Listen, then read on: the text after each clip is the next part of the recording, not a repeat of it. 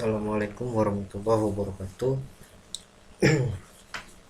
Di kesempatan kali ini saya akan mempresentasikan atau membahas mengenai bank dan perkreditan rakyat dari mata kuliah bank dan lembaga keuangan dengan dosen pengampu Bapak Dimas Wicaksono SEMAK. Namun sebelumnya perkenalkan, nama saya Abdul. Saya dari Prodi Akuntansi NIM 2902150123.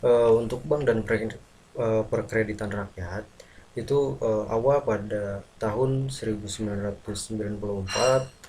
penyaluran kredit bank-bank telah cukup menggairahkan perekonomian masyarakat dengan tersalurnya dana sekitar 160 triliun ke berbagai sektor perekonomian yang ada di Indonesia. Nah, ekspansi kredit sekitar 20% telah memberikan arti penting bagi pertumbuhan ekonomi Indonesia dan jumlah ini akan terus tumbuh dengan tingkat yang sama sampai akhir dekade. Nah, untuk kredit sendiri, istilah kredit itu berasal dari bahasa Yunani, yaitu kreder, yang berarti kepercayaan atau truth atau faith. Nah, oleh karena itu, dasar dari kredit adalah kepercayaan. Seseorang atau suatu badan yang memberikan kredit percaya bahwa penerima kredit atau debitur pada masa yang akan datang sanggup untuk memenuhi segala sesuatu yang telah dijanjikan. Nah, manajemen perkreditan pada dasarnya itu merupakan suatu proses yang terintegrasi antara sumber dana, alokasi dana yang tepat dapat dijadikan dengan kredit perencanaan. Lalu pengorganisasian, pemberian, administrasi, dan pengamatan kredit. Nah, menurut para ahli, ya, menurut Raymond Franklin dalam bukunya Money and Banking mengatakan bahwa kredit adalah hak untuk menerima pembayaran, kewajiban untuk melakukan pembayaran pada waktu diminta atau pada waktu yang akan datang karena penyerahan barang-barang sekarang. Untuk pengertian pinjaman sendiri, menurut Undang-Undang Perbankan Nomor 7 Tahun 1992, ini adalah penyediaan uang atau tagihan yang dapat disamakan dengan itu berdasarkan persetujuan atau kesepakatan antara bank dengan pihak lain yang mewajibkan pihak peminjam melunasi utangnya setelah jangka waktu tertentu dengan jumlah bunga, imbalan atau pembagian hasil keuntungan. Nah, dengan demikian prestasi atau kontraprestasi ya. Kontraprestasi dapat berbentuk barang terhadap uang, barang terhadap uang, barang terhadap jasa, jasa terhadap jasa, dan yang lainnya. Nah, dari pengertian di atas, kita dapat dijelaskan gitu ya bahwa pinjaman atau kredit dapat berupa uang atau tagihan yang nilai ukurnya dengan uang. Misalnya bank membiayai kredit untuk pembelian rumah atau mobil. Nah, lalu ada unsur-unsur yang terkandung di dalam perkreditan. Yang pertama yaitu kepercayaan. Untuk kepercayaan sendiri tentu suatu keyakinan pemberian kredit bahwa kredit yang diberikan berupa uang, barang atau jasa akan benar-benar diterima kembali di masa yang akan datang. Nah, karena tadi modalnya ada kepercayaan, kepercayaan ini diberikan oleh bank, di mana sebelumnya sudah dilakukan penelitian atau penyelidikan tentang nasabah baik secara internal maupun eksternal. Gitu. Yang kedua, kesepakatan. Nah, kesepakatan antara si pemberi kredit dengan si penerima kredit ini tentu dituangkan dalam suatu perjanjian di mana masing-masing pihak mendatangi hak dan kewajibannya. Pemberi kredit memberikan kewajiban kepada si penerima kredit. Si penerima kredit dia mempunyai kewajiban untuk membayar, untuk menggantinya gitu.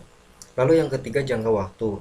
Nah, ini mencakup pengembalian kredit yang telah disepakati gitu. Apakah misal peminjaman gitu, peminjaman uang dengan tenor 3 bulan gitu.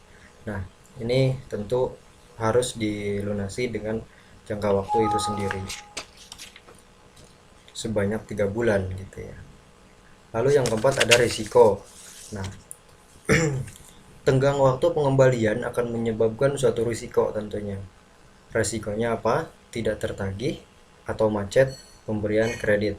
Nah, resikonya menjadi tanggungan bank tentunya. Baik risiko yang disengaja oleh nasabah yang lalai maupun resiko yang tidak disengaja. Lalu yang kelima ada balas jasa, yang mana ini merupakan keuntungan atas pemberian suatu bentuk ya, suatu kredit atau fase tersebut, atau yang istilah kita kenal dengan bunga. Nah, balas jasa maksudnya di sini adalah dalam bentuk bunga dan administrasi kredit gitu, yang merupakan keuntungan bank.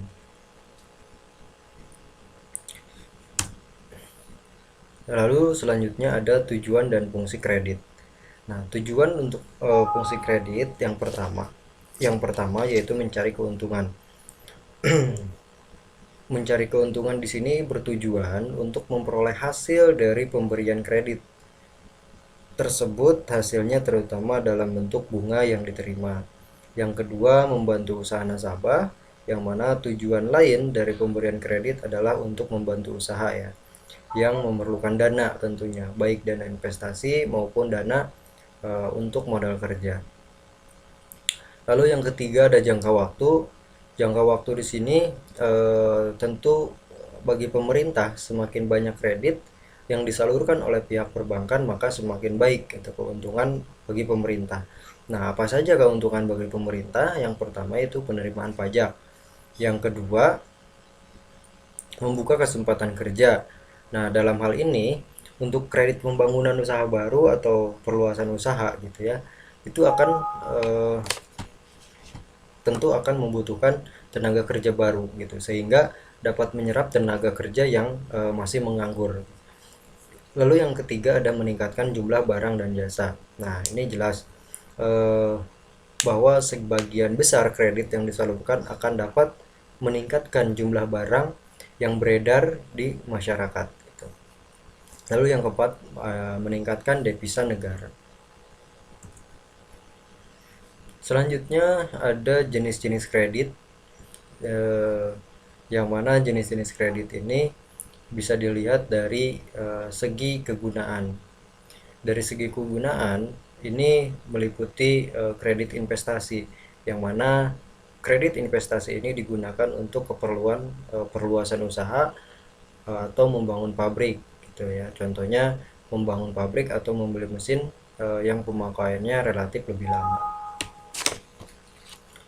Lalu yang kedua ada jenis kredit dari segi tujuan kredit. Yang pertama yaitu ada kredit produktif, yang mana ini untuk peningkatan usaha produksi atau investasi. Yang kedua ada kredit konsumtif, yang mana ini digunakan untuk dikonsumsi ya, dikonsumsi secara pribadi. Yang ketiga ada kredit perdagangan, ini digunakan untuk perdagangan. Yang ketiga ada sesi dari segi jangka waktu. Ini dibagi menjadi dua, ada jangka pendek dan jangka panjang. Yang mana jangka pendek di sini itu kredit yang masa atau jangka waktunya kurang dari 1 tahun atau paling lama 1 tahun. Untuk jangka panjang sendiri ini tentu kredit yang masa jangkanya itu 3 sampai 5 tahun. Itu biasanya kalau sekarang di kalangan masyarakat yang banyak kayak misal untuk kredit motor, kendaraan gitu ya.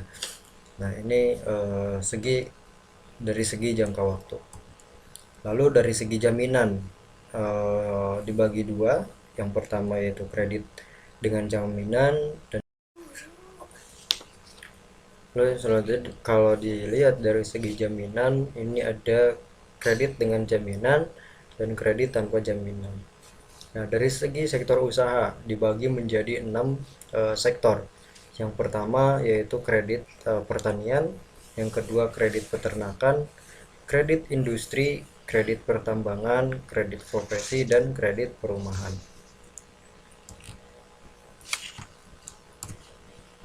Lalu ada prinsip-prinsip pemberian kredit. Suatu bank tentunya harus meyakinkan sebelum memberi kredit kepada nasabahnya dengan cara penilaian dari berbagai jenis. Biasanya eh, kriteria penilaian yang dilakukan dengan analisis 5C dan 7P. Nah, untuk analisis 5C sendiri, C yang pertama yaitu karakter, yang mana di sini perlu keyakinan bahwa sifat atau watak dari seseorang yang akan diberikan kredit benar-benar dapat dipercaya. Yang C kedua yaitu kapasitas atau capacity, yang mana di sini pihak bank melihat kemampuan nasabah dalam bidang bisnis yang dihubungkan dengan pendidikannya. Kemampuan bisnis juga diukur dengan kemampuannya dalam memahami tentang ketentuan-ketentuan pemerintah. Lalu C yang ketiga itu kapital. Maksud di sini yaitu untuk melihat penggunaan modal apakah efektif dilihat dari laporan keuangan dengan melakukan pengukuran seperti dari segi likuiditas dan solvabilitas, atau biasa kalau misalnya di kalangan masyarakat sekarang, sebelum kita mengkredit suatu barang, katakanlah kendaraan, itu biasa ditanya sumber dana ya, penggunaan sumber dana kita itu dari mana, tempat kerja kita di apa, gaji berapa, itu biasanya di situ dicantumkan sebagai syarat gitu ya. Lalu C yang keempat yaitu kolateral, yang mana di sini jaminan yang diberikan calon nasabah, baik yang bersifat fisik maupun non fisik. Lalu C yang kelima yaitu condition, yang mana kondisi ini menilai kredit hendaknya dinilai kondisi ekonomi sekarang dan kemungkinan untuk masa yang akan datang. Lalu prinsip penilaian dengan konsep 7P. P yang pertama di sini yaitu personality, yang mana pihak perbankan menilai nasabah dari segi kepribadiannya atau tingkah lakunya. Yang kedua ada party, yang mana di sini mengklasifikasikan nasabah ke dalam klasifikasi tertentu, termasuk jenis kredit yang diinginkan nasabah, investasikah, konsumtif atau produktif. V yang ketiga yaitu purpose, yang mana di sini bertujuan untuk mengetahui nasabah dalam mengambil kredit, termasuk jenis kredit. Maksud purpose di sini yaitu menilai usaha nasabah di masa yang akan datang, apakah menguntungkan atau tidak, memiliki prospek atau tidak gitu. Artinya ketika si nasabah melihat si perbankan melihat bagaimana dengan usaha yang dijalankannya ini baik atau enggak untuk depannya gitu.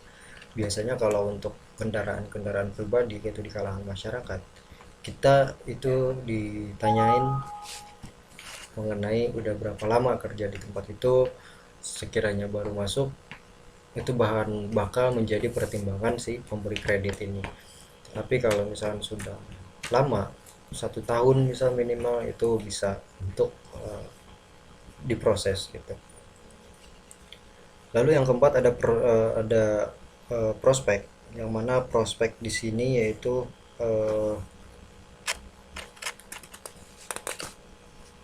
istilahnya perubahan ya, prospek kedepannya itu bakal seperti apa. P yang kelima yaitu payment, yang keenam profitability, dan yang ketujuh ada protection. Lalu selain jenis-jenis kredit atau prinsip kredit, ada juga prosedur pemberian kredit dan teknik penyelesaian kredit macet. Nah, penilaian suatu kelayakan kredit dapat dilakukan dengan menilai seluruh aspek yang ada. Aspek yang dinilai antara lain aspek yuridis atau hukum. Ini dinilai bagaimana legalitas badan usaha serta izin yang dimiliki suatu perusahaan. Kemudian diteliti keabsahannya, SIWI-nya, SIUP-nya, TOP-nya, NPWP, dan sertifikat tanah. Surat izin usaha, surat izin untuk usaha, perdagangan, dan NPWP gitu untuk pajak kayak bagaimana itu dicek nanti keabsahannya.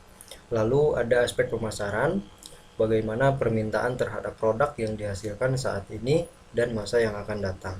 Biasanya ini dilihat dari pemasaran minimal 3 bulan atau melihat ke 3 tahun yang lalu. Prospeknya tadi apakah bakal bagus atau malah menurun gitu. Ini bakal dicek juga. Lalu dilihat dari segi aspek keuangan, yang mana sumber dana yang dimiliki untuk membiayai usahanya. Ini tentunya tentang arus kas atau cash flow ya. Lalu dari segi aspek teknis, ini masalah yang berkaitan dengan produksi seperti kapasitas mesin yang digunakan. Lalu aspek sosial ekonomi yang mana dampak terhadap perekonomian dan masyarakat umum. Contohnya meningkatkan ekspor, mengurangi pengangguran dan sebagainya. Lalu aspek yang selanjutnya yang keenam yaitu aspek AMDAL ya, yang mana ini menyangkut analisis dampak lingkungan baik darat, udara maupun air. Lalu untuk selanjutnya ada prosedur pemberian kredit. Dalam pemberian kredit ada prosedur yang dijalankan oleh perbankan. Yang pertama yaitu berkas-berkas. Ini di saat mengajukan permohonan kredit. Lalu yang kedua penyelidikan berkas pinjaman, yang mana ini bertujuan untuk mengetahui apakah berkas sudah lengkap atau memenuhi persyaratan atau belum. Lalu yang ketiga ada wawancara, yang mana di sini yaitu untuk menyiapkan penyelidikan yang dilakukan oleh pihak perbankan. Yang keempat ada on the spot, yang mana prosedur ini pihak perbankan meninjau berbagai objek yang akan dijadikan usaha atau jaminan. Kalau biasa yang dilakukan di kalangan masyarakat itu istilahnya dengan survei. Nah, setelah survei ke lokasi itu baru keputusan kredit, yang mana ini menentukan apakah kredit bisa diterima atau ditolak. Lalu jika sudah ada keputusan kredit, ibaratnya ditolak, itu ada prosedur lanjutan yang mana penandatangan akta kredit ya. Yang mana kegiatan lanjutan dari keputusan kredit sebelum dicairkan calon nasabah harus menandatangani akad kredit tersebut. Nah, setelah penandatanganan yang terakhir ada realisasi kredit, yang mana ini dilakukan setelah penandatanganan surat yang diperlukan. Itu.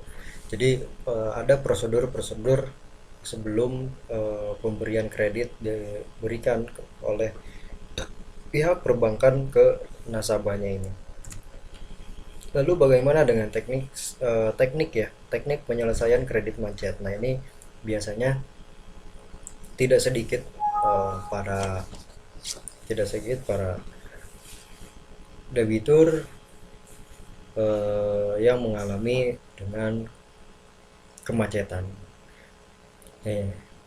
Untuk teknik penyelesaiannya, yang pertama, bila dari pihak perbankan itu pihak analis kurang teliti sehingga apa yang seharusnya terjadi tidak dapat diperkirakan sebelumnya. Nah, ini menyangkut ke prosedur tadi ya. Ada pihak analisisnya sendiri atau pihak survei ya, on the spot tadi, melihat bagaimana survei di lapangan yakin atau tidak. Nah, ini biasanya kurang teliti dalam analisisnya. Lalu yang kedua, bila dilihat dari pihak nasabah, ada dua unsur. Yang pertama, adanya unsur kesengajaan, yang kedua unsur ketidaksengajaan. Nah, unsur kesengajaannya ini itu memperlambat atau sengaja tidak membayarkan jangka waktu yang sudah ditentukan. Yang kedua, unsur ketidaksengajaan, entah itu lupa atau ada hal-hal musibah yang memang mengalami si debitur itu sendiri.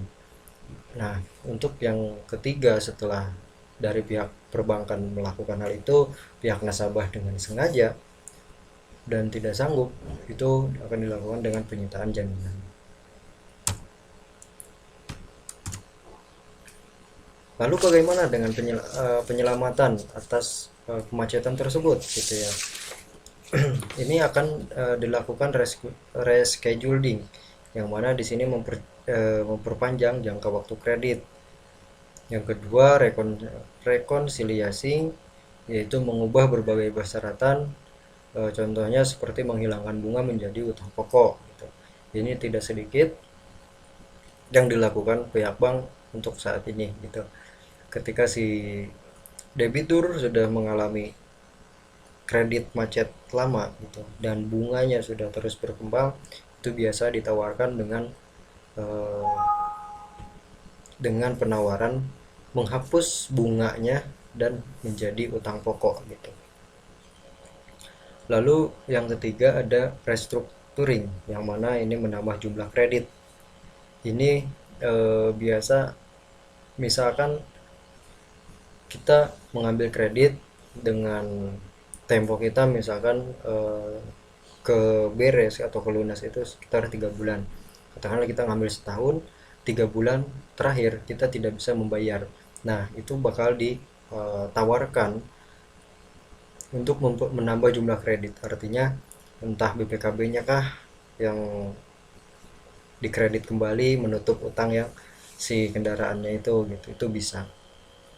Lalu penyelamatan yang terakhir yaitu kombinasi, yang mana ini adalah gabungan dari ketiga jenis penyelamatan yang tadi: rescheduling,